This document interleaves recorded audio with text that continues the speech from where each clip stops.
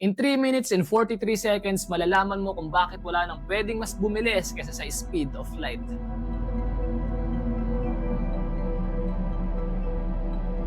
Ang speed of light ay ang pinakamabilis na bagay sa buong universe. Kaya nitong tumakbo sa bilis na 299,792 km per second. Kaya nitong ikutin yung buong mundo ng 7 beses sa loob lang ng isang segundo. At ayon sa physics, hindi lang ito basta bilis. Ito ang speed limit ng universe. Bakit may speed limit ng universe? Ayon kay Einstein, habang pinapabilis mo ang isang bagay, lumalaki ang energy na kailangan para i-maintain yung bilis nito. Example yung laruan na to. Kung gusto natin siyang paandarin ng mabagal lang, onting energy, onting effort lang ang kailangan natin para gawin yun. Pero kung gusto natin siyang pabilisin, kailangan nating magdagdag ng effort and energy para pabilisin to.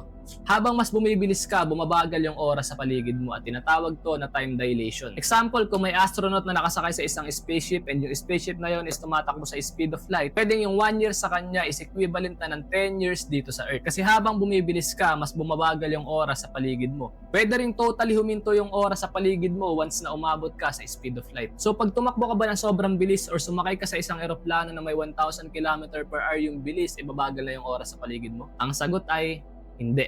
Dahil para maging noticeable ang pagbagal ng oras sa paligid mo, kailangan mong tumakbo sa bilis na 30,000 km per second. At napaka-imposible nun. Habang mas bumibilis ka, dumadagdag yung mass mo. Dumadagdag yung bigat mo. Try mo maglakad papunta sa tropa mo, tas banggain mo siya. Hindi yan basta-basta matutumba. Pero try mong dagdagan yung bilis. Try mong tumakbo papunta sa kanya tapos banggain mo siya.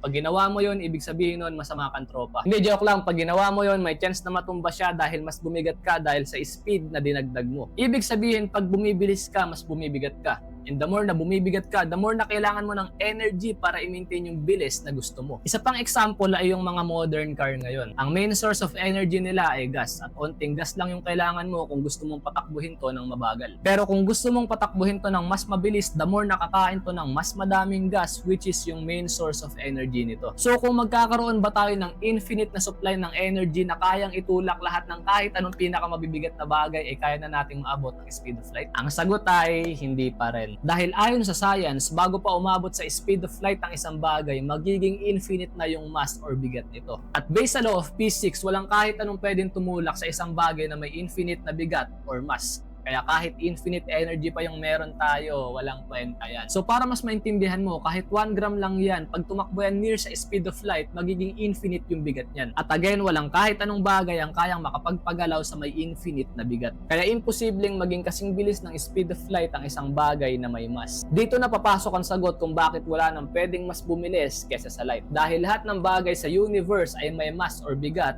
maliban sa light. Kaya kaya nitong tumakbo ng napakabilis dahil hindi naman siya nadadagdagan ng bigat dahil wala naman siyang bigat. Pero saan ba gawa yung light na yan? Bakit napaka-unique niya? Bakit wala siyang mass? Ang liwanag or light ay photon, isang particle na fundamental. Ibig sabihin, hindi siya gawa sa mas maliliit na bagay. Bakit siya unique sa physics? May dalawang klase ng particle, isang massive particle at isang massless particle. Ang massive particle ay ang mga bagay na may bigat at ang massless particle ay ang bagay na walang bigat. At sa massless particle gawa ang photon kaya wala itong mass. Hindi nito kailangan ng energy para mag-travel dahil wala naman itong bigat. At ayan ang reason kung bakit wala nang pwedeng mas bumilis pa sa liwanag. At ayan din ang reason kung bakit ito ang speed limit ng universe. Yun lang,